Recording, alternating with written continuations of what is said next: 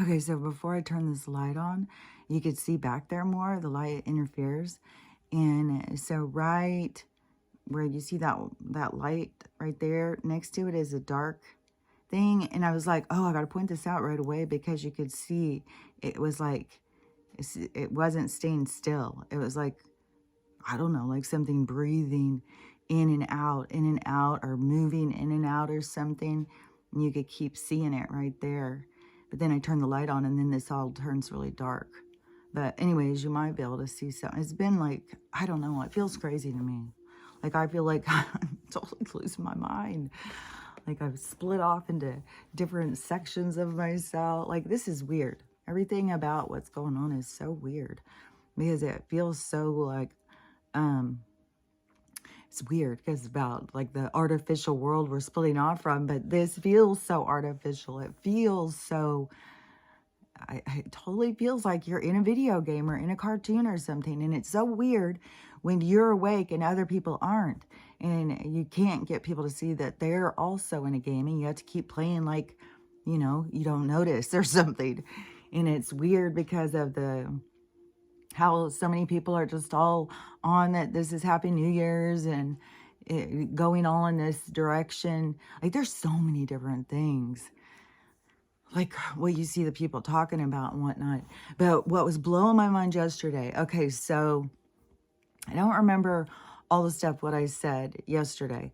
And it was so fast that I started seeing so much more going on. But so I had been saying about, I swear, I think that there's an evacuation going on. The way that all these people are coming, it doesn't make any sense to me. And I mean, why would all these people leave their homes? Are all these people homeless? And they're just coming here to be homeless somewhere new? It's like, no, there's something going on. And because it makes no sense. And so then you have to start, because they're trying to use something to get people emotional, but instead you step back and you start paying attention and looking what's going on. And then you start seeing like, wait a minute, there's something more going on here.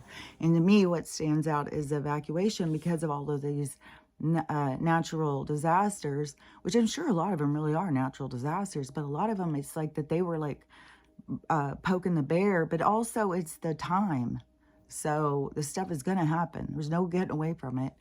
And I do think that there is a group that is trying to help people, but then I think that there's also a knowing that like half the people are going to be leaving. Like half the people are not going forward. It's like a huge population reduction happens throughout this, but you just got to remember it's not really reducing the population. It's really people leaving the game and going home, getting the hell out of here, going wherever they're going to go. It can be going in, you know, because once you're out, there's a lot more available. Like I've heard that like a lot of QHHTs and stuff have where there's already people in this Age of Aquarius place that we're going to. So there's already people there. So, but we're taking the long route. We're taking the learning, the educational advanced trail. Like we're taking the, what is that in the skiing? The X, the black mountain, it's called something, the black something. I don't remember. I made a mistake one time going down. I went out with this guy and he was a really good skier. And I wasn't that, I hadn't even been doing it that long. It was all different boyfriends too that would get me going and doing this stuff. You know, there's a lot of benefits. Like you learn things, you go do things and stuff. Like, I don't see how you can look back at relationships and go, oh, it didn't work out, so it's a disaster. Yeah, but there's a lot of stuff that went on during all that. And so anyways, we went up and he went to go skiing. And I have this trunk. I've always had this trunk that we got on this date. And because he was really sweet, he stopped because I like the little antique shops and stuff. So we stopped at one and went in and I got this trunk. And anyways, he was sweet. But we went up on this black diamond. That's what they're called, black diamond. And he's just going down it. Oh my God. It was like straight up and down. And I I was like going down on my butt. I was like, there is no fucking way. And he's just going down like, yeah, he was a good skier. So anyways, back to my other story. So all these people who are, coming across all these borders, because it's not just here. They keep on our media or something trying to create all this division and tension and anger and stuff like that. But it's happening in all these different countries from all these different places. All these different places everybody's borders are open because everybody's having these same complaints that they have all of these migrants that are just showing up and they're not having to register or do anything or something. Because I think, just as the military now has put out a letter saying that they've split, that the one part of the military is about to go after the other part and calling them out on their bullshit, calling out generals by name and stuff.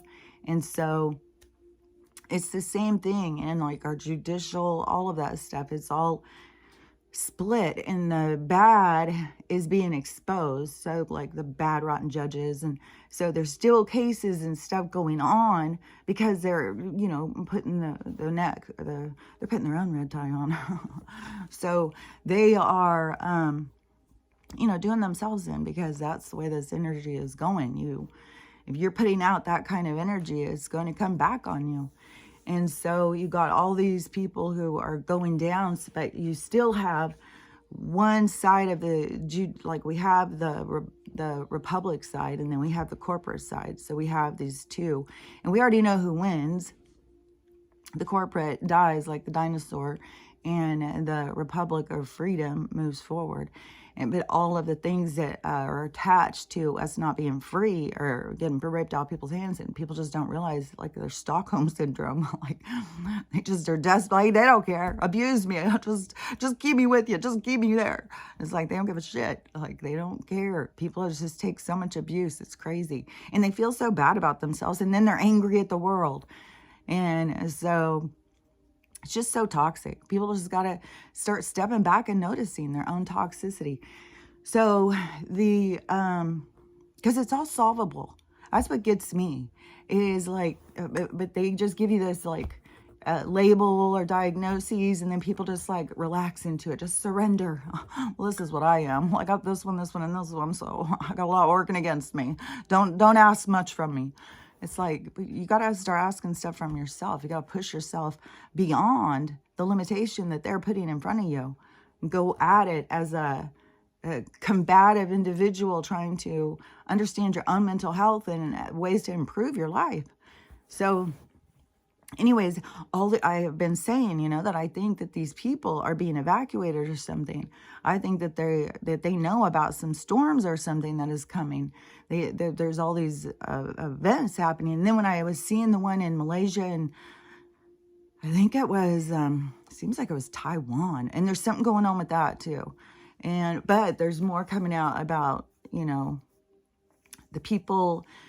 Because China is already signed on to the BRICS nation. So they've already signed the peace treaty. So a lot of this stuff is all a big show. So I got to keep that in mind too. Every time then they start saying about this, like, oh, well, Russia is going to do this because the Ukraine bombed all this shit.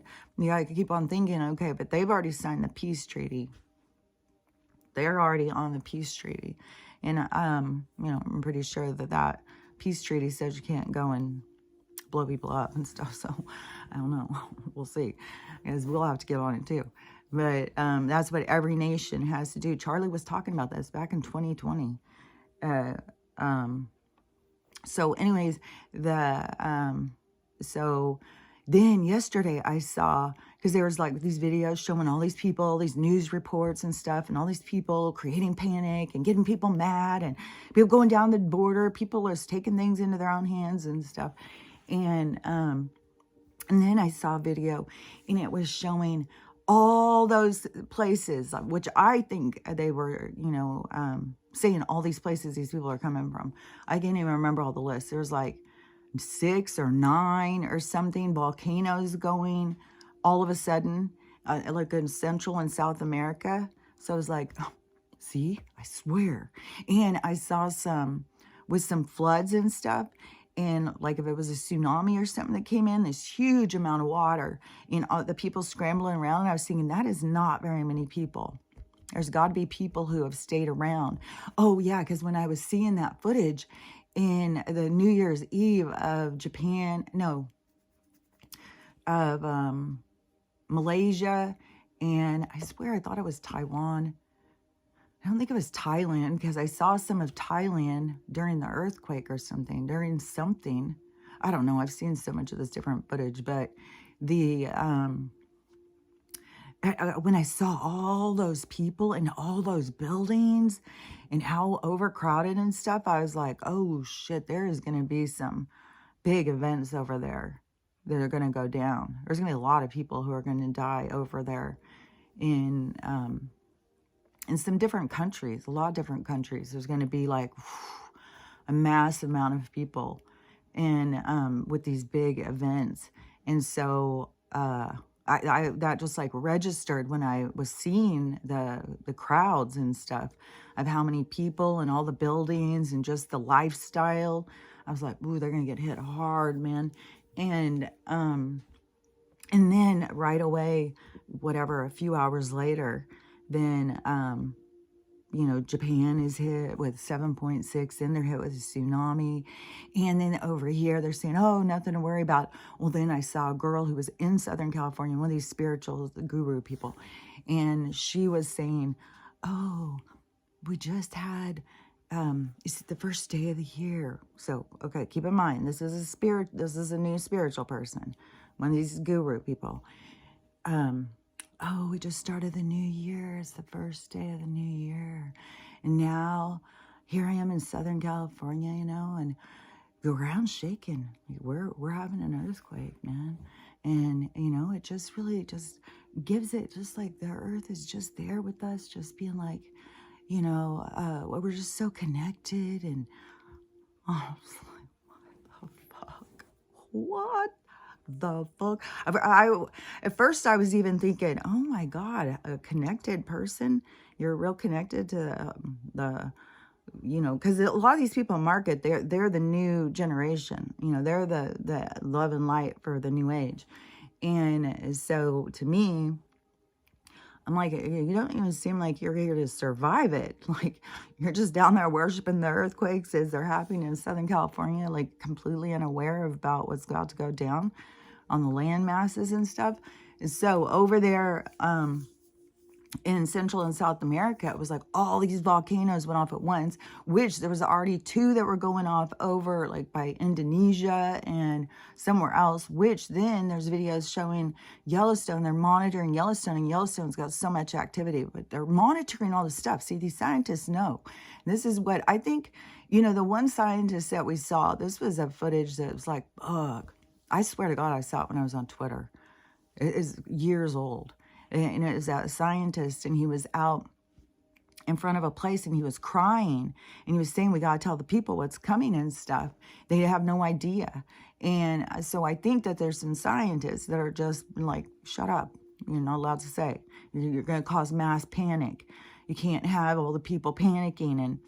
But you have people who are doing some type of evacuations, and I don't know if they're like putting flyers out in some of these places and saying, you know, go here and you're going to get all these services, all these things to just get people moving out of the area in a more productive manner.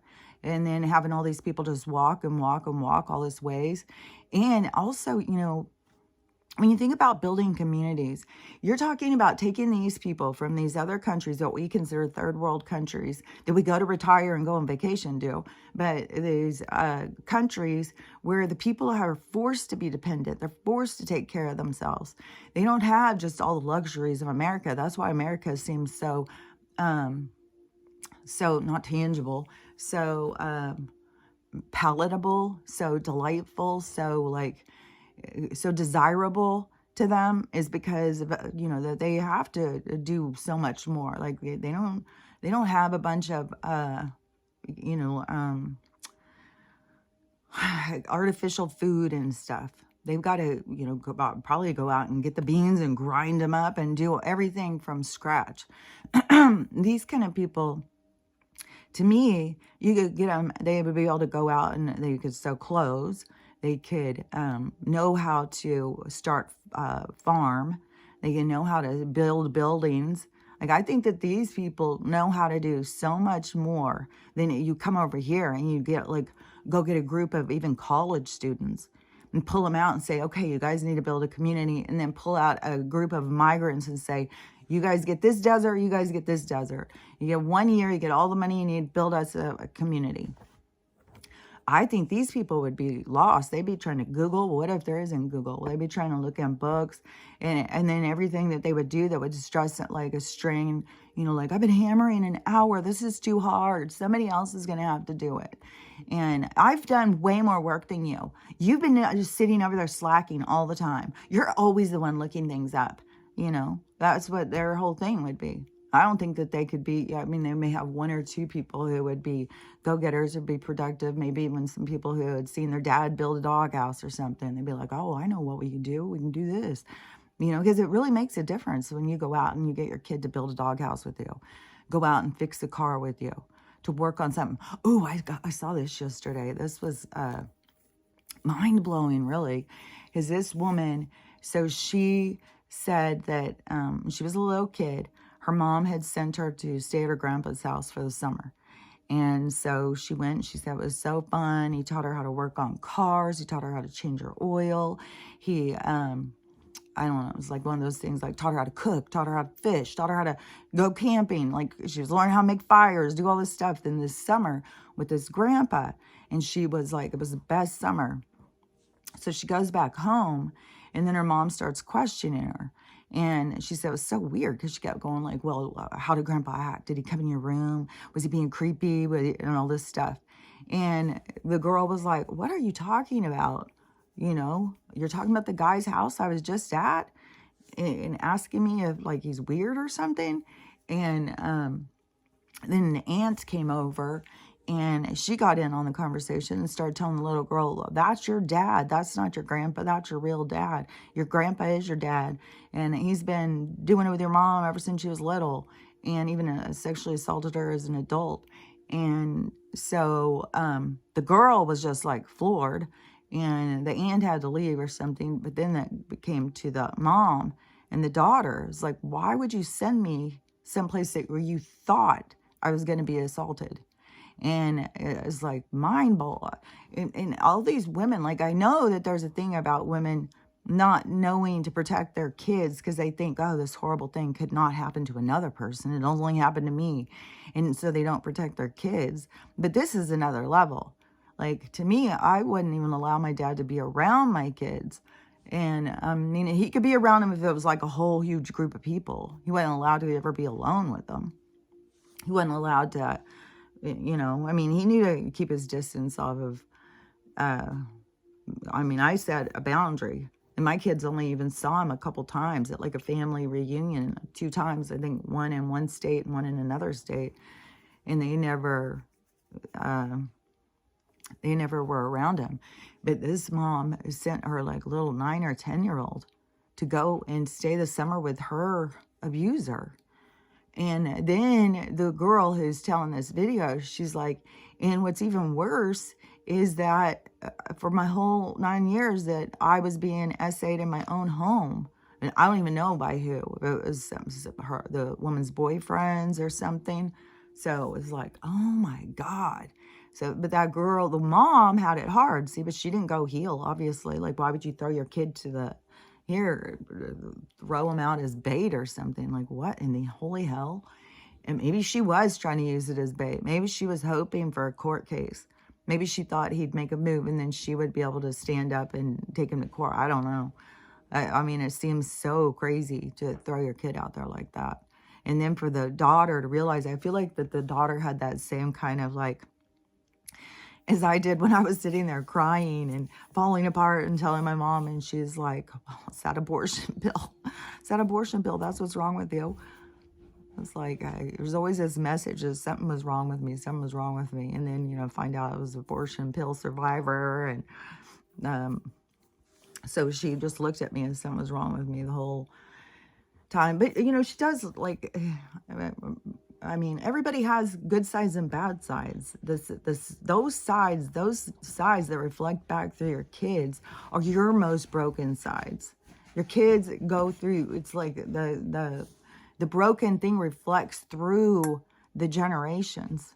And that's why any generation that can stop the pain, stop the suffering, do something different, turn the other direction, makes a big difference. She's been up all night. Like, we've literally been up all night. It was like, this is her first, she can't stay laying in any position for more than a few minutes. I swear, all night long. It was like, I was feeling so out of it. I was trying to get up and I was like walking into the wall. I was like falling. I was like, oh my God, I need more sleep. This is horrible.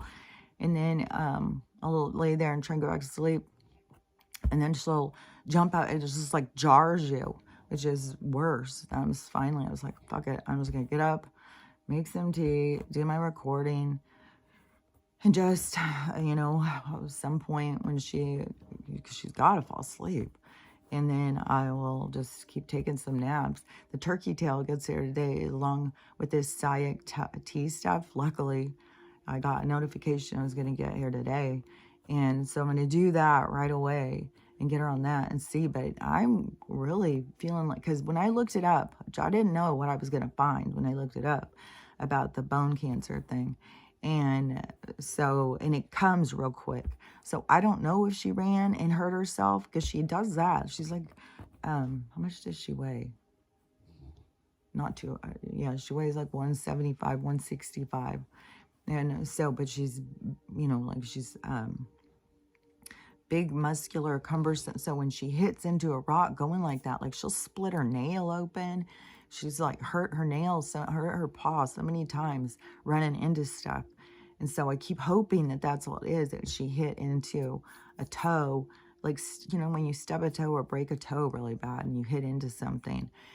And, you know, it's just the arthritis, but I don't know. The turkey tail thing is supposed to be this big, you know, cure for bone cancer stuff.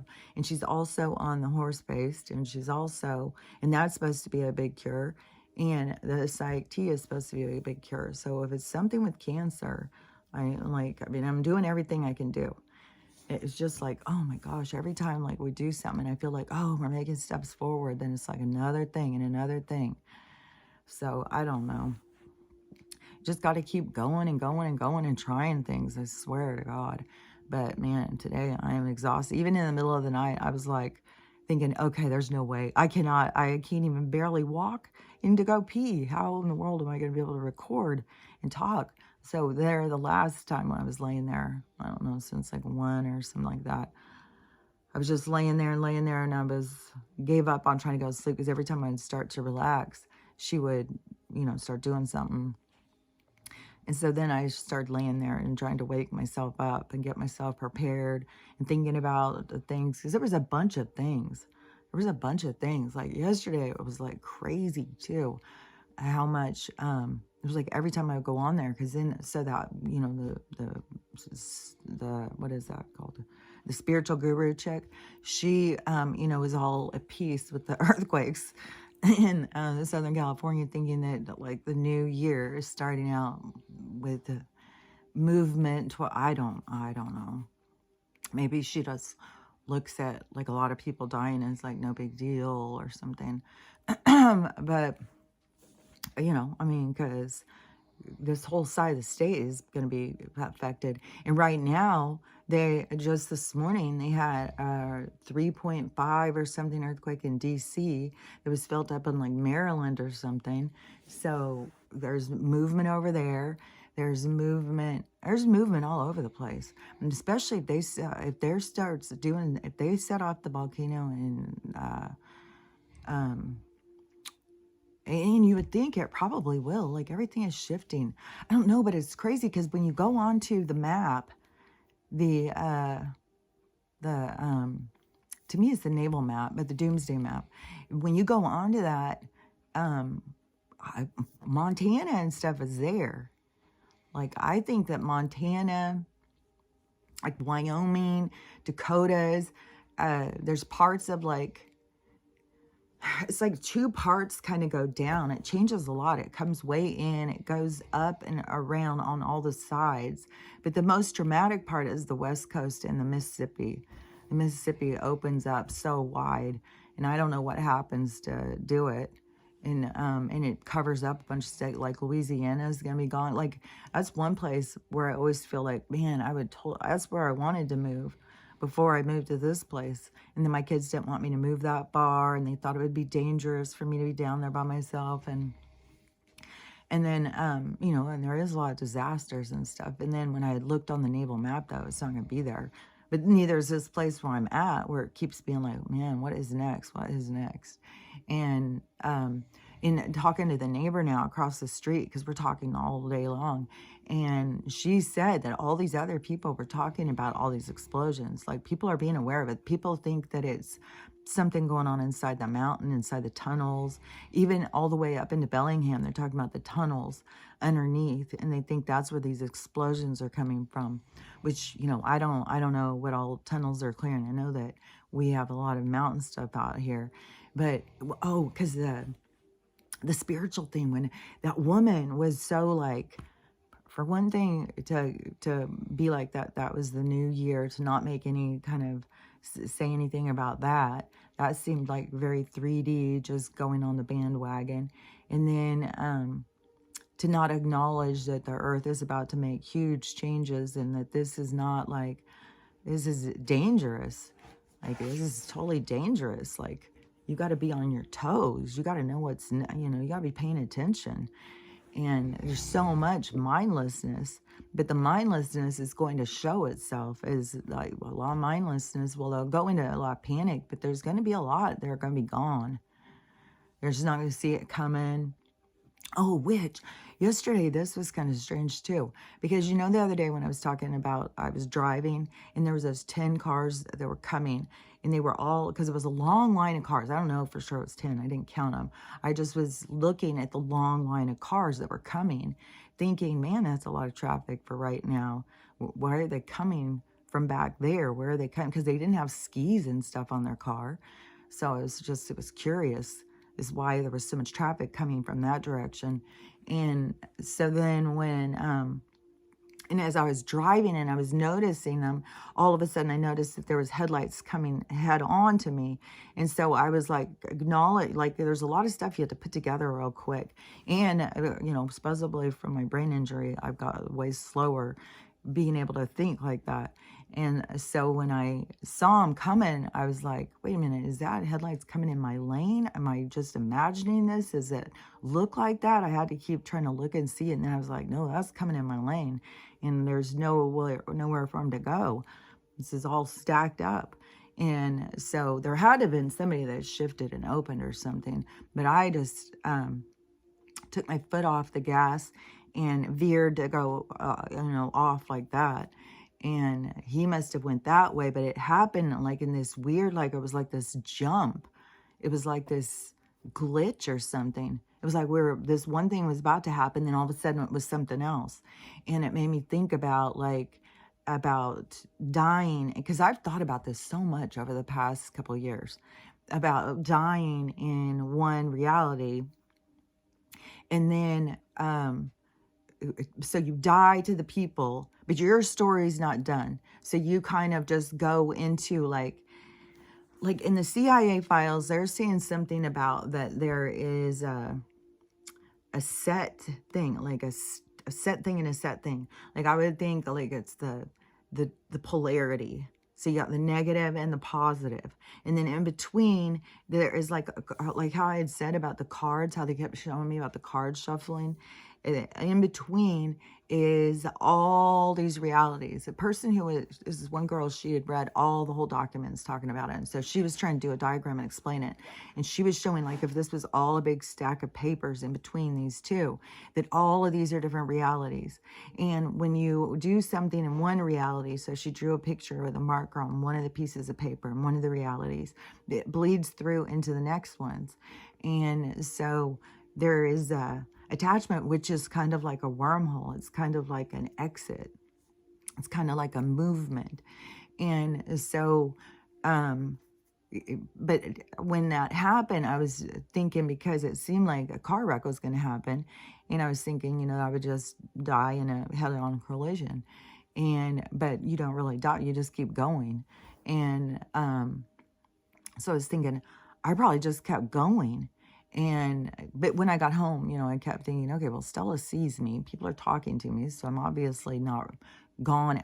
Even if I switched into a different reality, if I died in one, it would have been for somebody else's experience, like somebody else's experience, like you end in their reality. So that reality that they're experiencing goes on forward, but part of their story is that you leaving. So they continue to experience their reality, but you're not in it. But you are in a different reality, continuing your experience, and don't even know that you aren't in their reality.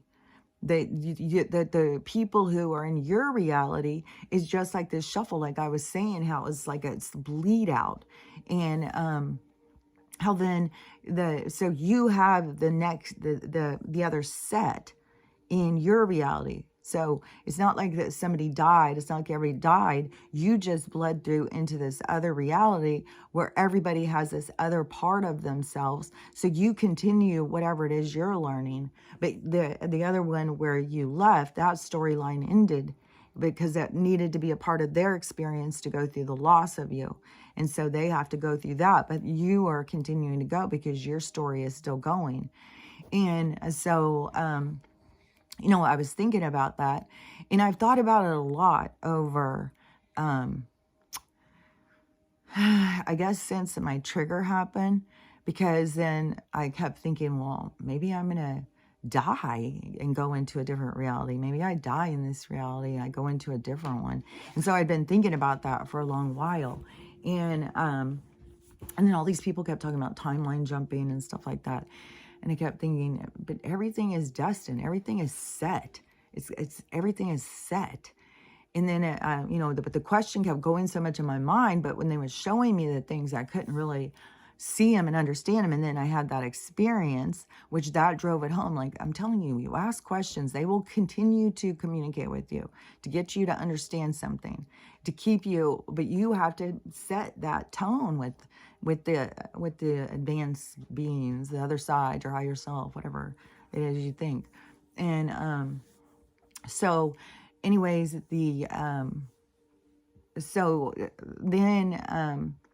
so when that had happened, and I was thinking about that, and I had seen, I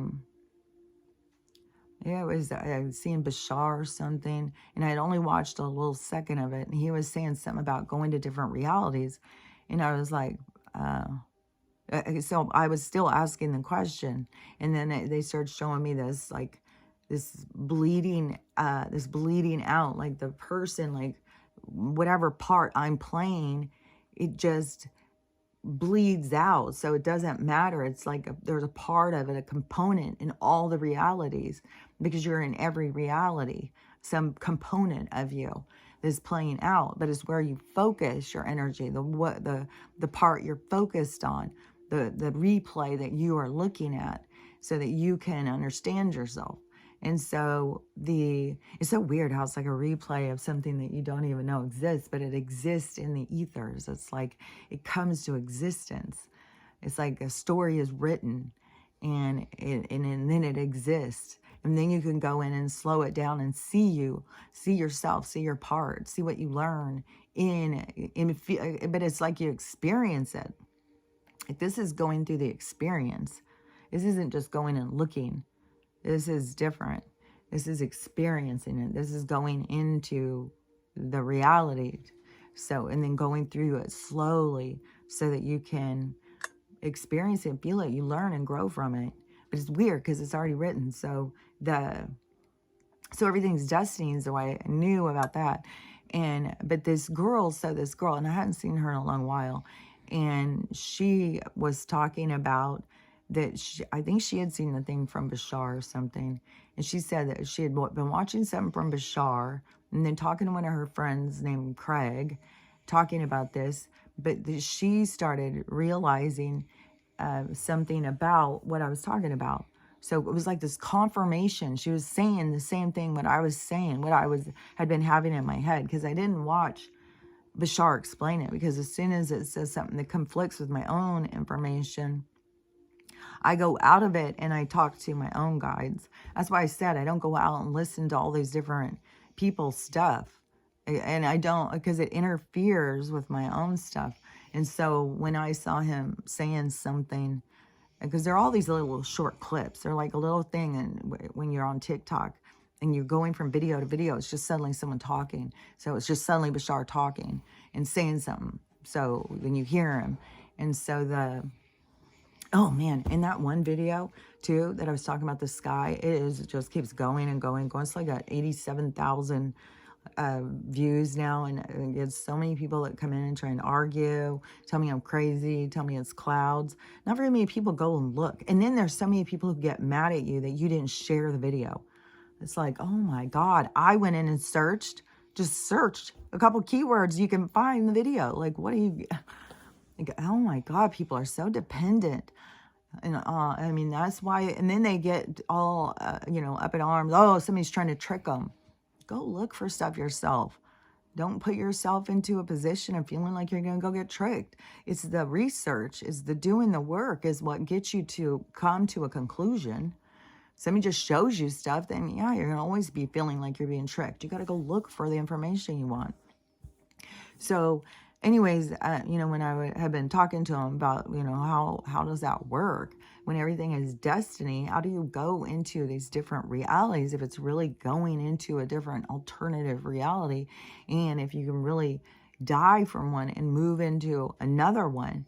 And so anyways, she was saying the same thing as I was saying about that you die, and so that the person can have that experience, and then you go into this other one so that you just continue going. But I think what she was saying, and I'm not sure if this is what Bashar was saying, and that you just keep going and going and going through life, until you ascend, until you get to the other thing.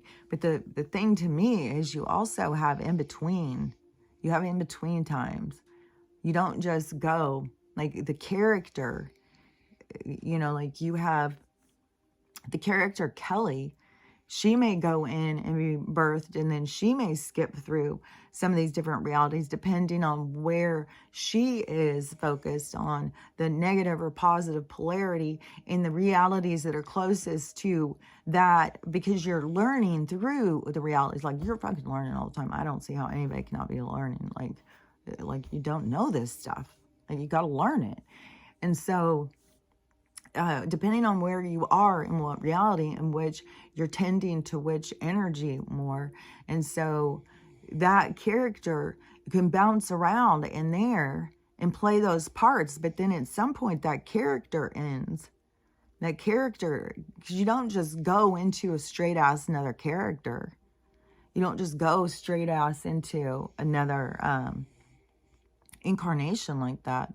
You go, because when you go and watch all these people who do the near-death experiences, you always go to this this place, this review center, and then you have time in between. Lots of people don't just jump right in. Like, you have time in between. You have to go through like a reflection, a growing period. Like, there's more to it than just like you just stay and then you all of a sudden you're someone in Egypt and back in, Atlantis, and all of a sudden you're this person over here, and you're just going all over the place. No, it's this character would go through the life being this character would end the storyline, the lessons, whatever. I go to the review, I go into go back through my experience, only seeing how I affected other people to give me more clarity on who I am. And then you see where you put things out of balance. That's why a lot of grandparents and stuff rush in and start just being with their grandkids all the time. They are, they're dead, but they're just hanging out with their family all the time. They're trying to fix things that they feel like that they wish they would have done different. They wish they would have been more coherent. They wish they would have been more present. They wish they would have not been angry, not been uh, like tense, like, don't do that, don't do that, don't do that. They wish that they would have been more, because I'm sure, like, I would do the same thing. I was like, why would I get mad just because she's over there turning the faucet that I just put in? Why would I, like, I should have just been like, I didn't think I was saying it angrily. Like, don't do that. And, but then your daughter will come in and say, oh my God, you don't have to be so mean. It's like, I'm not trying to be mean, but you can't just start turning the faucet thing. That will make it come out. Like, it's not supposed to move. And, but when you pass away out of the situation, you see it different. You don't have the same kind of like stress. You're not going around like stressed and stuff. So you see it different. And so it's all about learning. It's about growing. And then you have to put stuff back into balance that you screw up. It's the way it goes. And I just saw this girl, and she was talking about her near-death experience, and that she had, I don't know, she was hers might have been a coma, and that she was dying, had to be brought back. I don't even know. Hers was a couple days, and they were saying that she was going to come out brain damage and all this stuff, and then she just woke up fine. But she said so much happened while she was gone, and she was on the other side, and that is something. And it's like they were showing her and trying to remind her, and this is what I have said a bunch of times. A lot of people who have near-death experiences or injuries or anything, just like when I had a brain injury, then it's to put me into a different timeline. It is to budge me, to move me. Like, I wasn't moving myself in the direction, so the universe like shoves you in the direction you're supposed to go. And so then I got the brain injury, which put me in a completely different direction. And so, but a lot of people, they will, it can be a car wreck. They can become paralyzed. They can, get their face jacked up. They can, all sorts of different things, because it's all about lessons. So the people that have the near-death ones that go and then come back, it's always like, reminds them. It's like, everybody always is like, they had no idea. Like, and then they go over there and it's like, oh my gosh, I totally forgot. I didn't know. So it's kind of like, I swear to God, I think sometimes like wrecks and stuff like that is like your own guides or something makes you get clobbered so that they have an opportunity to go in and, it's like pull you out of the ring, get you on the side and, rub your shoulders and remind you why you're there. So a lot of times, like these near misses and near-death experiences and stuff is to help the people, to remind them, to get them back on track. And but it's on all different levels, of what it is you're here to experience. What you're here is kind of like you're presenting the universe with your experience, your storyline. It's like it's all for the lessons. It's all for the books. And so, and everybody's storyline has value. Like nobody's storyline overrides anybody else's storyline. And nobody's character overrides anybody else's character. Even a character that seems the most broken, it's like you have no idea. It's like, it's not for us to decide. It's not for us to judge. It's not for us. It has nothing to do with us. And it's their own lessons and stuff. And then it's the people in their orbit, the ones that have to, the triggers that go back and forth, the association between the people, because you don't know if this is just playing a part, if that's just the part they're playing for their group experience, because everybody's got to play all these different parts. I mean, how would it go if we were all in here playing the good guy all the time? And then how would it be if you were just the bad guy? Because even if you find a bad guy, you're going to find a lot of people will call him a good guy. They've been great to them their whole lives and wonderful people.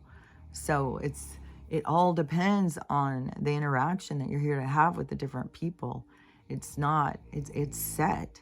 It's set. This is the way it's supposed to be.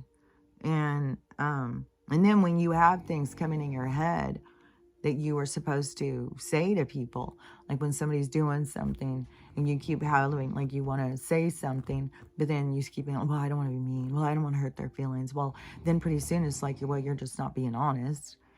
You're not being truthful. You're really hiding yourself. You're not putting yourself out there and you're not being honest. So how can you really have a close relationship when somebody can't even depend on it? Because what would you want?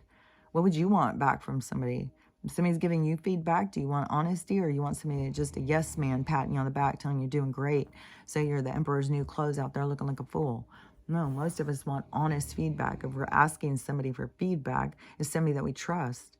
So it's viable, it's important for you to be honest with somebody and not say something to try and hurt their feelings, not to try and belittle them or keep knocking them down, because then that is what, there's all these interactions too, because there's a lot of different things that can play out, but whatever's supposed to play out is supposed to play out. It's what both people are supposed to be learning from. So you just have to have an awareness. Like, you don't get so caught up in the drama. If you are honest and you say what you have to say to the person, and then they get their feelings hurt because they get triggered, and then they don't want to talk to you, you were meant to do that. They were meant to go through that. They were meant to go into that period, and you're meant to be strong enough to know your truth and know that you're being honest and know from your heart you're not trying to hurt somebody. Your intention was to be honest and truthful, and if it hurts them, then it was meant to. It's meant to trigger people. We're here to grow. We're meant to trigger each other. That's what we're supposed to be doing. We're supposed to be helping each other to look at things different, to see things different, to expand ourselves, to grow and become more, to evolve as people, not just sit back and just be, mindless. And another thing too, because I keep seeing these people, and the people who are in the Gen X, Gen Zs, millennials, Gen A's, and all this stuff, they will talk back and forth about the group as a group like that all the time. And they'll talk about oh yeah, these boomers at my work, I just can't stand them. Like, they're all just always, generalizing people. And, but again, when I was hearing them say, I was like, man, okay, so it's Gen X. Like, I don't know what they did. To me, it was like they were telling us that we had to be so high morals, so like you couldn't do anything wrong, and then all of a sudden it's like flipped it, and then they wanted everybody to be just mindless, having sex, partying, doing drugs. And so then that became in Gen X. And so all the different things, like some people who some of their parents were big partiers, and so they really struggled in their childhood. And so there's a whole lot of things with them. And then you have what was the next one? The millennials. Like, why would they jump from Gen X to millennial all of a sudden? Because they went Gen X and then millennials. Like, okay. So that was like, I think it was a huge introduction with technology, because that is when my kids started wanting phones at school. Like little 4th and 5th graders, they were flip phones, and they'd all sit and text each other and stuff. But all the kids wanted phones. So they were already getting into this other world where there's no parents, and nobody listening to what they're saying, no supervision. And so that went south as far as I'm concerned. Then they brought in the Gen Z, which I don't know, that must be like my grandkids' generation. And I don't even know what all, that they did with that one. But they feel, to me, like there's a lot of them feel just really lost and stuff, But then the Gen A, the one that is present, I think the one that's presently teenagers, they're the ones that are having the hardest time. And to me, it is Gen A was where they felt like that they were starting with their new, their beings, like their success story. Like, this is Gen A. Now we've reached this point. This is Gen A of whatever it is, like oversexed, mind controlled by media, feelings raw on tons of medications. Like, I mean, there's a lot. So, man, I don't know. I mean, they want just mindless droids that don't have any, don't care about other people. Just, I don't know. But we're changing out of it. So whatever it is, everybody's got their own things, their own obstacles, the things that happened in their generation, the programming and indoctrination that went on. Everybody's got their own to break free from. But there is definitely distinguishable things that they entered into each one, why they were, referring to them as another generation, is because it was a big experiment. It's a category. So, but when I had seen like that Japan was having this big earthquake, and then they were having this tsunami, and then we had this weird water event in Southern California, and then Southern California started having an earthquake yesterday. Then they had all these volcanoes start going over in Central and South America. Then there was the earthquakes going over, I don't know, like around Indonesia, the Philippines or something. There's earthquakes, volcanoes going over there. The volcano in Iceland, there's all these different ones that are popping up, that all these volcanoes are going at once. I don't even know how, like, what the fuck? So they're puffing out smoke. And there is, like in Japan, there was footage of like the ground. It looked like the ground was breathing. It was moving. So there's a lot of movement underneath us, like the tectonic plates and stuff. I think there's a lot of shifting. And I think some of the explosions and stuff is this, there's a lot going on, man. It can be stuff under the ground settling. It can be stuff in the mountains fighting. It can be stuff in the tunnels. But I was glad to hear that somebody else was, acknowledging all the explosions. Because then when you ask somebody else who's still really in the matrix still, it's like, no, I haven't noticed anything. It's like, oh my gosh. But then that also made me feel like, okay, so if shit goes down, because I have no idea. And yesterday was weird too, is I turned on the TV on YouTube, when I keep having these on, but after a while, sometimes it's like, especially when I'm just sitting here, it's like, man, I just want to watch a movie or something. So I'll go off of there, and War of the Worlds popped up. It was like right there.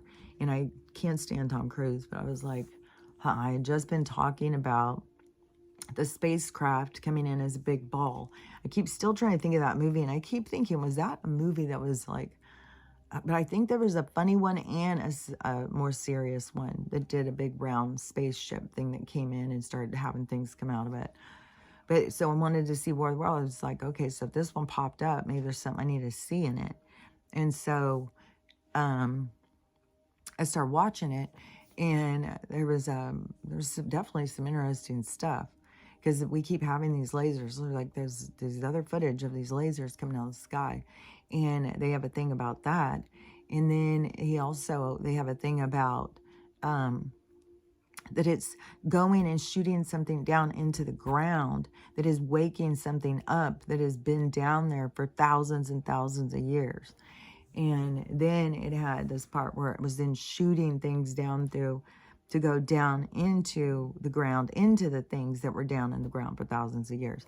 But to me, because they have all these like big vessels and the things, these horrible monster creatures, because that's what they want to market, that we need to be fearful of these creatures. But there is a bunch here, that we need to be fearful from. We need to learn how to have respect for nature and other beings. And so this, let me think what I was saying. So the person, God,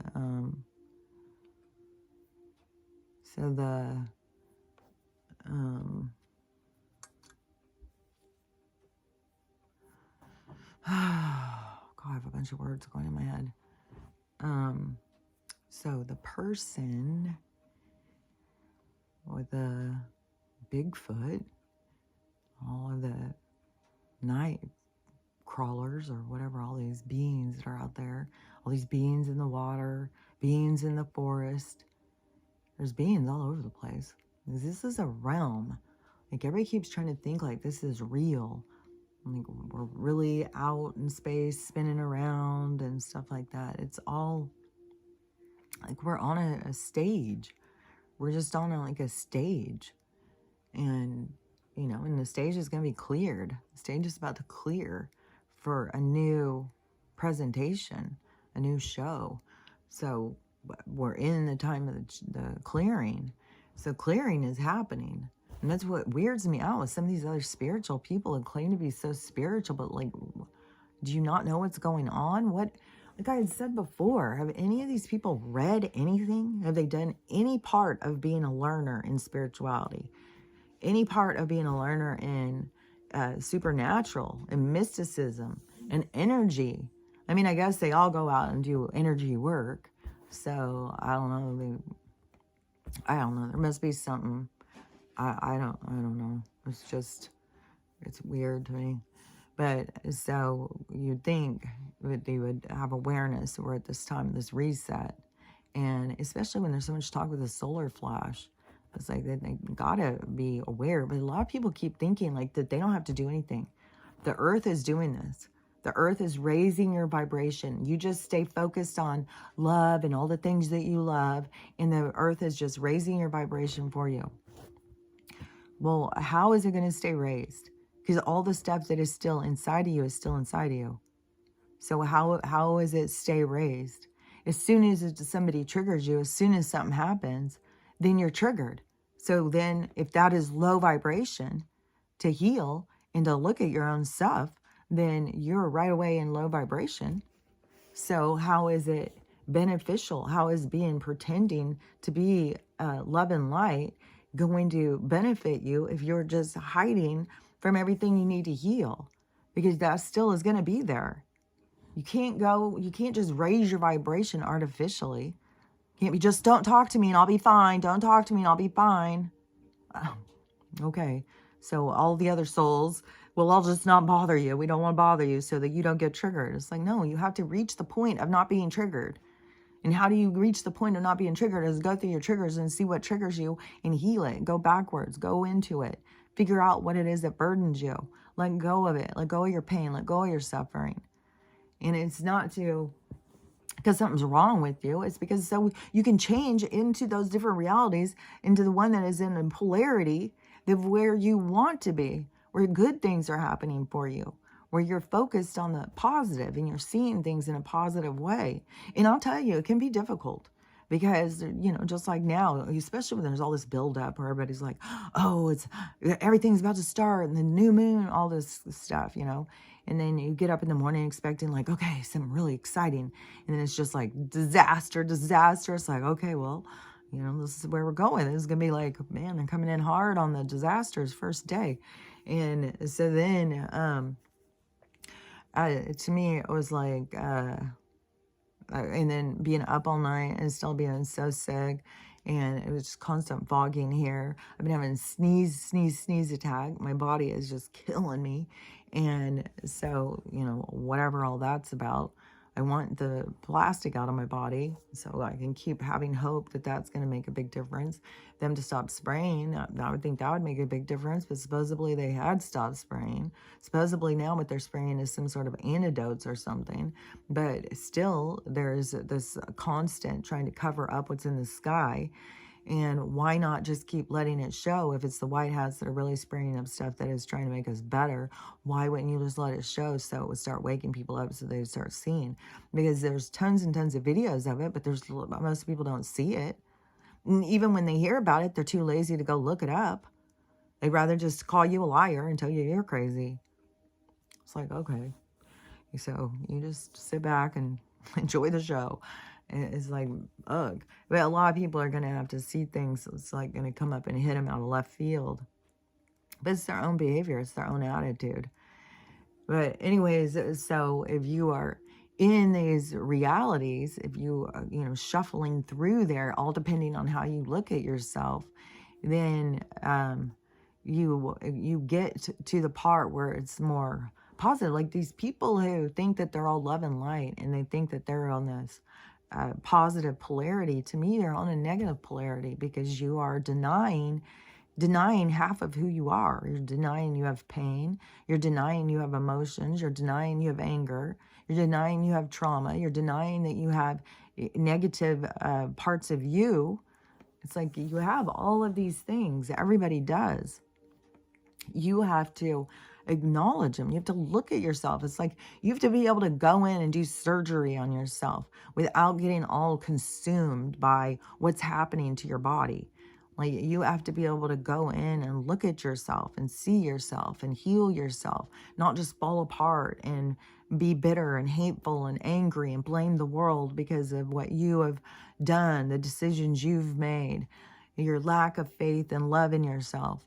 So it's like you got to let go of all that. You got to let go of all this past, let go of all of those things, so you can embrace who you want to be. It's like that's where you're moving into that different polarity, is moving into this other space in your timeline availability or whatever, is the being able to look at yourself is positive, of, being more excited, being more like, you can take control of your life. You can feel better, and acknowledging, like that you have anger and bitterness and impatience and stuff. Not pretend. Like that's totally masking up. How is that? Like, which to me is, you're not doing a spiritual journey. Like there's so many people out there just trying to market themselves as super spirits. They're not even on a spiritual journey. They're just on another flex in the three-dimensional hierarchy of, well, look at how cool I am. Especially when so many of them, that's what their whole video series is about. Just look what I'm wearing today. Oh, look at how I did my hair and my makeup today. And it's like, this is what love and light looks like. It's like, oh my God. Well, a way to be cut off from the rest of the world. What the rest of the world is going through. An awakening that is occurring, where people are waking up to these other aspects of themselves, waking up to things in the world that they had never even realized before, and being called crazy and looked at strange, feeling like that they are fracturing themselves inside themselves. Different parts of themselves are exposing to them. And then, a lot of people are hearing voices for the first time. They're, it's a process. It's a lot. There's a lot when people don't even know that they are a soul, when that's been robbed from them and they don't even realize. And then all of a sudden you start seeing, but you just don't want to go into this egomania. Like that's not the end. That's not the crossing over the finish line to get over to the, got the right gear. Like this was astonishing. But what have I been saying? I've been saying this shit and saying this shit. So I saw, there's all those protests, flag protests. And this one was literally a guy who pulled up, has his, he looks militant. He's got the scarf around his neck or whatever. He's got the flag thing. And then he comes up and does it like a little commercial. Oh, make sure you buy your, what's called something. Make sure you buy this and get one. Well, I swear to God, wasn't, a couple months ago, wasn't this cultural appropriation? But okay, well, I'm going to run out and get that and walk around like I'm from fucking over there.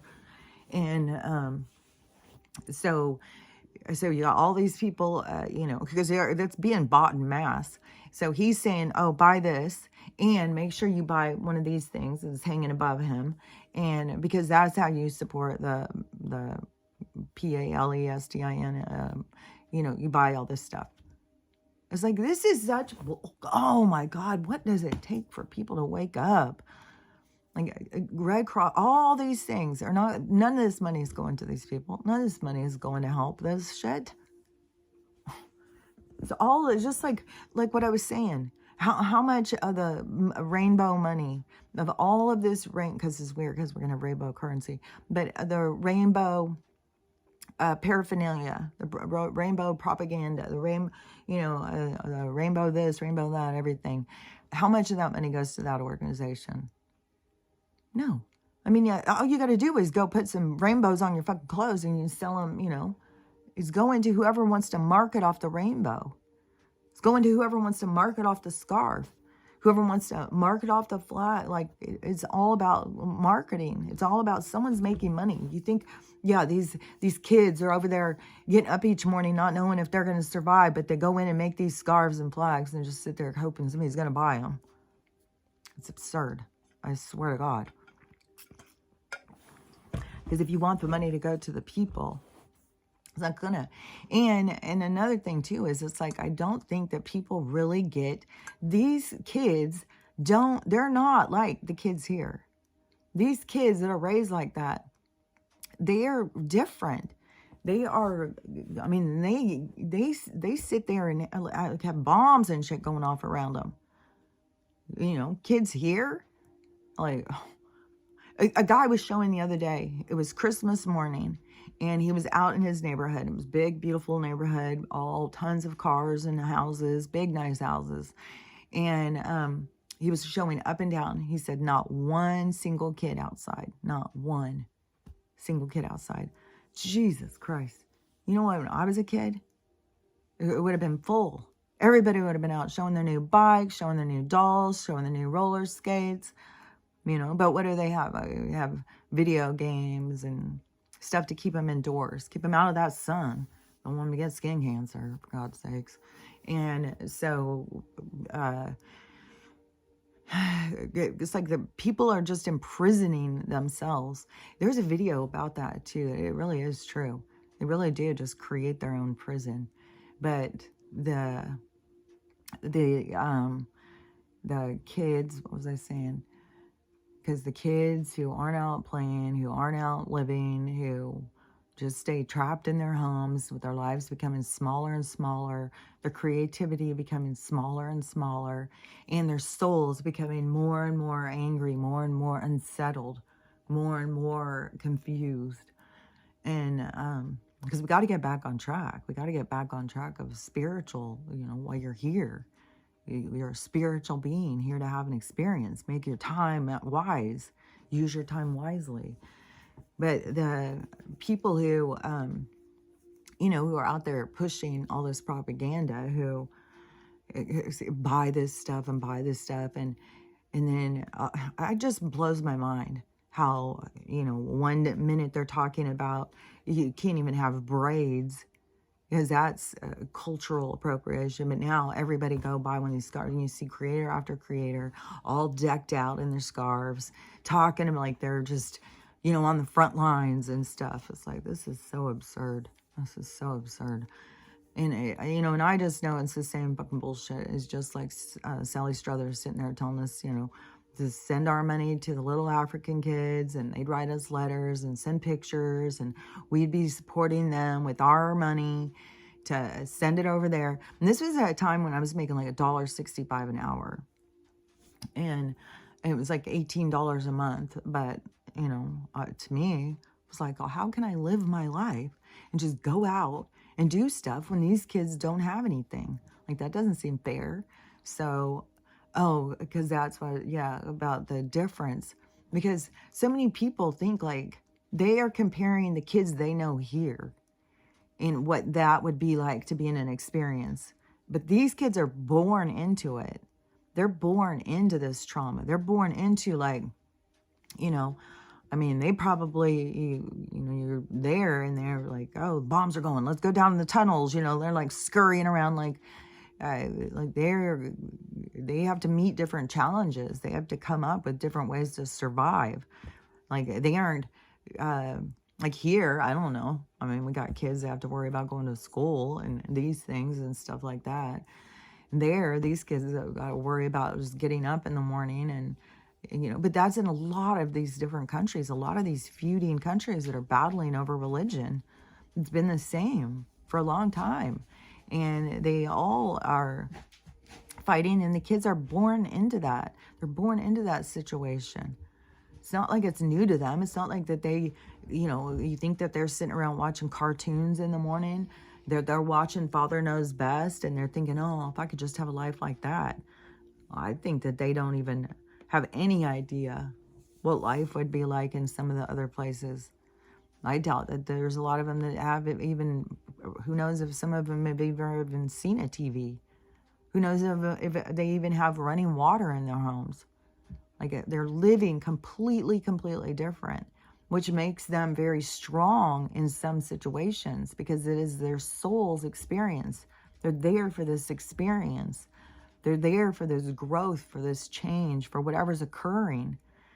And the people all interject themselves and try and insert themselves into these other people's stuff, which disregards their soul's journey. To me, it's like, this is their storyline. This is their success. This is their failure. This is their stuff. And these people want to interject like they can't do it good enough. We got to step in. You know, now we've stepped in. We'll make a difference. It's like, yeah, but you're distracting yourself from your own stuff. You are crossing into other people's power. Other people, like you're stepping on other people's toes. Like you are saying like, oh, you know, so you step back. I've got this. And I think, you know, we've got to be supportive of everybody's journey of what they're going through, but we don't step in and say, hey, you know, you haven't been able to take care of it for 1,000 years, but, you know, I'm magical and I'll come in and take it and I'll solve it. And as a matter of fact, I'll bring it in here to these streets because we don't have enough problems. So now we've got, okay, every day there is those going on. In any moment, any of this stuff can break out into huge conflicts. I mean, they keep being all the time. Like there's, when I go on to the thing, I go past live after live after live with these are happening in places, in stores, in buildings, in houses, like it's all over the place. There's utter chaos going on. And then we got all the storms and stuff. And then who knows what's going to happen about Yellowstone, and then the way the ground keeps shifting here and the way it keeps rumbling, because I keep feeling it. You'll feel it. I even moved my big, I had a couple of big heavy plants up in the window and I moved them down. There's a couple more things up there. I was like, ugh, those fell down on me while I'm sleeping. That would hurt. The things over here, they would, you know, be unsettling.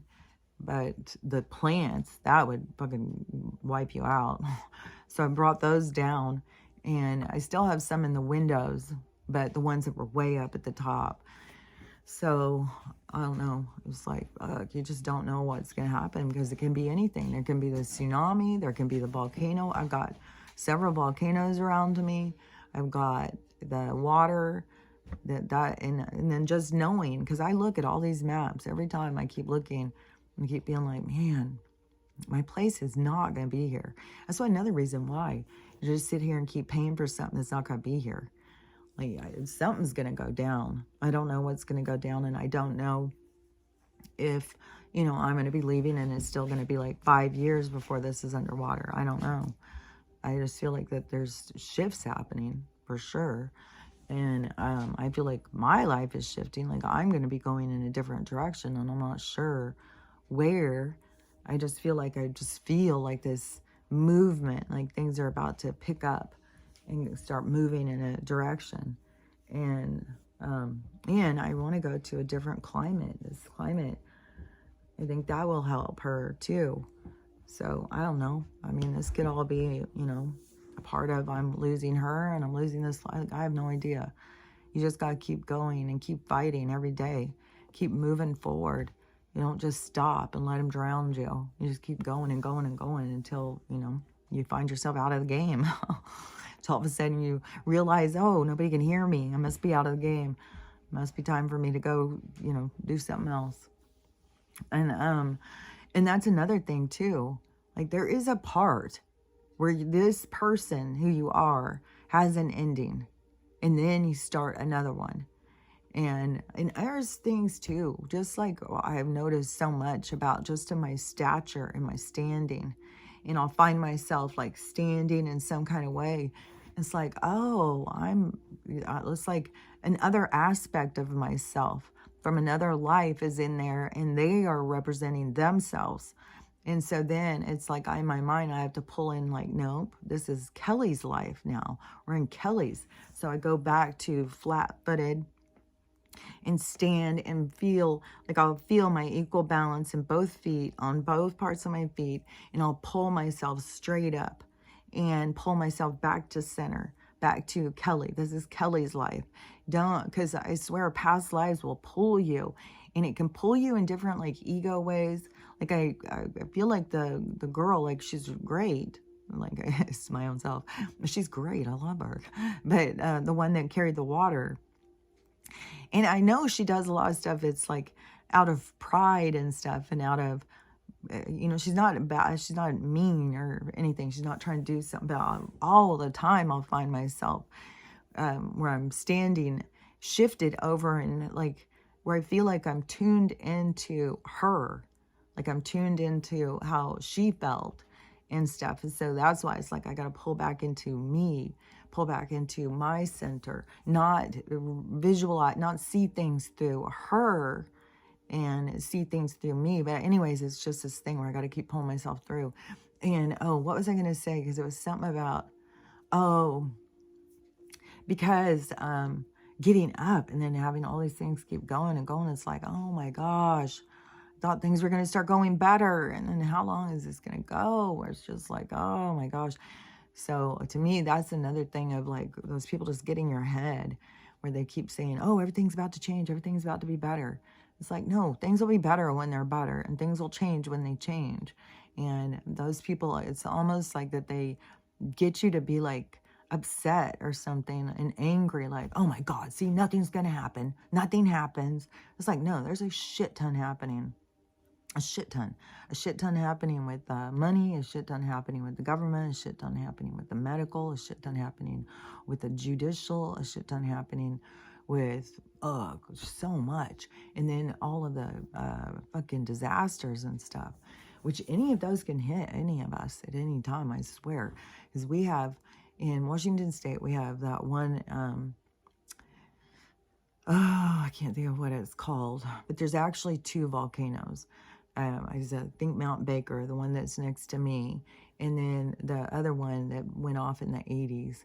And then but the big concern, of course, is the Yellowstone one, because that's going to wipe. It won't wipe out over here, but see, then we have the other stuff on the other side that's coming in this way that would wipe it out over this way.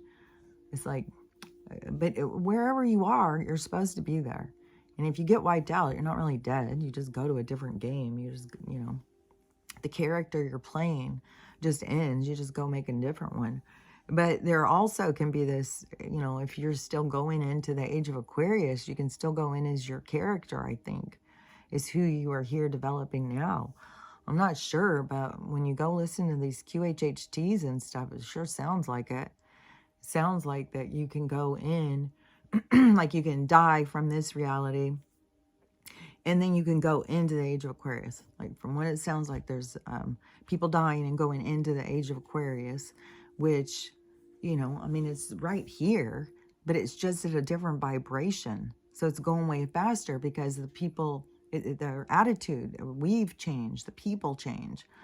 Right now, we're all like slow, but as you heal, you become quicker, you know, like a hummingbird's wings and stuff. And so everything goes faster, but you can't see the people because they're going faster. So, they're going faster, and so you can't see them. So it can be right there. A lot of people can feel the people who are, that they know who have died, that they can keep feeling them around them. Like that awareness, I think, is a part of the coming into touch with your own soul and stuff, and starting to have awareness that, you know, the spiritual life is the real life, that this is not real. This is all manufactured. This is fake. And we're at a time of change. So whereas in the storylines, it was beneficial for you to not know who you were so you could focus on your storyline and be most productive. But now is the time that you've got to come into the realization of what is more, because now it is this time of expansion. And so you have to come into union with yourself, all aspects of yourself, all those sides of you. And so Stella's getting really uncomfortable, and no medicine is working or anything, and she can't sleep. Oh man, I'm just hoping this turkey tail and the other stuff makes a difference. I don't know. This is just hard times, man. So anyways, it's You know, whatever you're going through, don't get caught up in where they keep saying, oh, everything's going to just all of a sudden. Because even when things change, which I think things are already changing, I think things are changing. You know, for the military to say this, for all these fucking storms at one time. And there's a lot. I think it's going to be going quicker. And things are going to be just moving faster and faster and faster. And you got to just stay on your toes. And you got to just don't be scared. It's not like, because death isn't real. That's the biggest thing they've marketed. But look at how much control they have over people. People think they can control their death. And you can take medicine and you can control your death. No, you can't. That's a fucking lie. So there's just, you know, the more that you go and learn about this being a spiritual world, that you are a spiritual being in a fake pretend world. But go and just study more stuff with spirituality. Don't get caught up in these people who are out here who've never studied anything spiritual a day in their fucking life. I don't know, you know. I think some of them haven't ever read Dolores Cannon. But then the rest of them, that's all they've done is just read some Dolores Cannon books, and then they're all experts. It's like, there's a lot more. You got to have more. There's things where I don't think Dolores Cannon is right on all the things. Like she talks about NPCs. I don't look at it that way. It's an interpretation. You got to listen to different people's interpretations. That's why there's benefit of looking into older spirituality, even older philosophies. That was what their burden was, to try and understand, what does it mean? What does it all mean? Because that's what you're really doing. You're really creating a philosophy, an understanding, a way for you to consume and to assume and to devour your existence. So it has, you know, it has importance. It has value. And so, you know, in order to be a philosopher, you have to have some knowledge. You have to look at things in a certain perspective. You have to have an awareness. But everybody needs that for themselves. It's just crazy how many people are just so mindless. They just don't question things. They don't care about things. They don't think about things. All they want to do is just have a cute outfit, have the right clothes, have the right car, have the right boyfriend, have the right girlfriend, have enough money. Which is crazy too, is they have all this stuff where they're going to raise the minimum wage. So now McDonald's is firing all these people. You can't afford to pay all these people. And so, you know, but this is all part of the shift. And, which McDonald's is going down anyways. But, so that you know, they can't afford to pay employees now because the minimum wage is going up because they can't afford to pay livable wages, even though they're billionaires. And so then you have,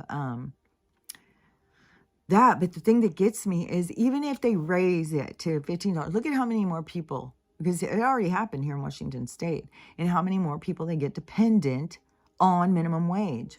So entry-level jobs all over the place, you know, and everybody's just shifting jobs because all the jobs suck, because everybody's got some sort of antisocial, soulless person who is in a place of position who's making the decisions, because that's the people that they place at the top. And so you have just always drama and stuff at jobs. It's never going to be a satisfactory kind of thing. But then they get all these people dependent on, because now they're making a higher wage, but then they just drive up the more shit. But we're in a time of change where that's not going to happen. But so that they, but what was getting me is I had seen a video talking about this plumbers, that how much money plumbers make. They make a shit ton of money, and all these plumbers are retiring now. All these people who do these small, you know, blue collar things and stuff, they're all retiring, and there's nobody to take their places. Well, that makes, you know, that nobody, like, who are we going to have do the plumbing? All the plumbers are retired. And we're, you know, somebody who, so you're a young kid, say you're 20 years old, and you're trying to figure out what to do. And you think, well, you know, minimum wage, I can go work at the Dollar Tree and get $15 an hour doing a cash register. And then you go do that. The job sucks. They're always demanding because they're paying more. So you better fucking do everything they say nonstop. The job sucks. It gives you nothing back to you, nothing back to your soul. So you just feel defeated, beat down, and your paycheck comes, it's half taken. And then the cost of living just drives up and up and up. or you're a 20-year-old kid and then you go and you learn how to be a plumber. Like, I bet you that there's a lot of stuff online. I bet you there's a lot of things they could learn online and do little side jobs, do side hustle, keep building up, because that's how they started way back in time. And then it turned into, you had to apprentice to be an electrician, to be a plumber, all of these skilled trades. And you had to apprentice under somebody. And to get an apprenticeship was good. And because you could make a lot of money. Like plumbers, they're not making fucking $15 an hour. They're making like $60, $100 an hour. They're making a lot of money. All these skilled labor trades.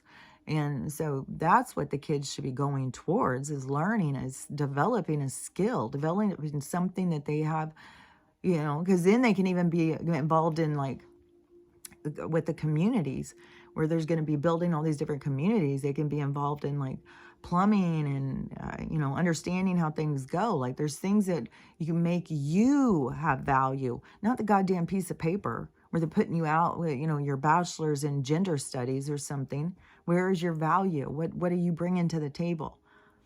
You've got to have skills. You got to have, you know, and creativity is important, because that gives you more possibilities to see. The more possibilities to see, the more that you can create. So then that makes you more intelligent. It makes you see more. It makes you be more capable. So they want people to be incapable. They don't want people to be able to do things, bring things to the table. But that is where the kids could benefit. Go out and start becoming in a skilled labor, learning a trade, learning how to do something, so that you yourself, you're the market, you're the value. Like, all these people, like, I mean, how many cash registers do we need? How many cash register people do we need out in the world? Like, we're building a community. Like I said before, you take these two groups, you take all these migrants and you give them a patch of land, and then you take all of these, you know, young youth, college-age kids looking for jobs and stuff, and you give them all this money and tell them to go build a community and see the difference. I think I think that would be an interesting study. It would be an interesting case study to witness, to see, because I think it would be astounding, personally. And maybe they would throw me. Maybe they would be like, wow, they really did. But especially if they weren't able to have Google, if they weren't able to have any of that stuff, I would say you would still have this whole group of migrant people. But you could even say, well, they're older, they've had to do more. But say that you take them in the same age range. Enough of these kids have watched and participated. Some of these kids have been working on farms and working in their parents' yards. Some of these kids have been out selling fucking, what is that gum? I want to say Chiquita gum. It's like, when you go, they're always bringing you up gum, selling you candy when you go to these different countries. And so some of those kids have been out working on the streets, selling shit since they were little. Kids around here, you can't even get them up to get dressed and go outside. So you would have still, if you took a bunch of 20-year-olds in the migrant workers, and you took a bunch of 20-year-old college-age kids, and you gave them all the money and all the supplies and said, here, go build a community.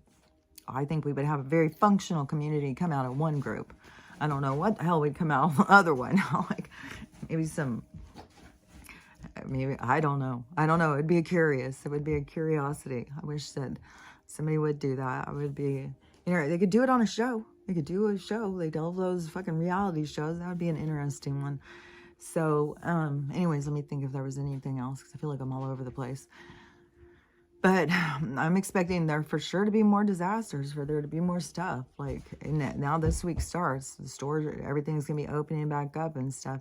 And there's stuff going on in D.C. with earthquakes and stuff. I mean, maybe they're going to, I don't think that they would come in and swallow up things, because I think that they've already gotten it. I think it's kind of being used as a prison because of that black POW flag on it. So I don't know. It's just wild. It's just a whacked out world when you got these journalists sitting here saying, oh, we're at the White House right now, and we're talking to Joe and all this stuff. It's like, what? How in the world can you go around and lie to people like this? And then you just think, oh, well, you know, well, I got paid to lie. Well, I don't know. You got to have some ethics. You got to have some morals. Like, I don't feel like somebody could pay me to lie, especially lie to the whole fucking human race. levels. Like, especially you would have to be MK Ultra. Like, you'd have to have no awareness of what's going on. Otherwise, like, fuck, dude, you're fucking creating some bad karma for yourself.